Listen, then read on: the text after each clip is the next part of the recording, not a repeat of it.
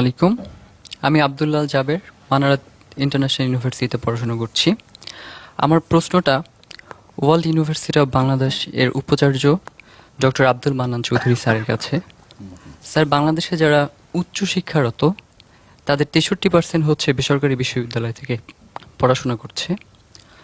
তো এদের tuition fitter ব্যাপারেই আমি প্রশ্নটা করতে চাই। তো এদের কাছ থেকে যে টিউশন ফিটা প্রতি সেমিস্টারে নেওয়া হচ্ছে, এই টিউশন ফিটার কোনো নির্দিষ্ট কোনো নীতিমালা নাই। দেখা যায় যে তাদের আয় বা ব্যয় এর উপর ভিত্তি করে এই টিউশন ফিটা নেওয়া হয়।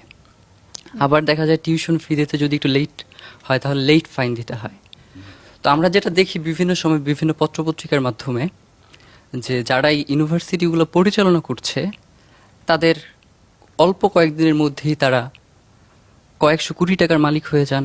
তো এই যে টিউশন ফিটা নিচ্ছে আমাদের কাছ থেকে, তো এই টিউশন ফিটা এই যে বিশাল অঙ্কের উচ্চশিক্ষারত শিক্ষার্থীদের কাছ থেকে যে টিউশন ফিটা নেওয়া হচ্ছে, এইটার ব্যাপারে সরকার থেকে কি একটা নির্দিষ্ট নীতিমালা প্রণয়ন করার আর কি আমাদের অধিকারের জায়গা থেকে এই দাবিটা আছে কিনা? শিক্ষা যে বাণিজ্যিকরণ সেটার ব্যাপারে। আমি স্যার আরেকটা প্রশ্ন নিয়ে তারপর আসছি।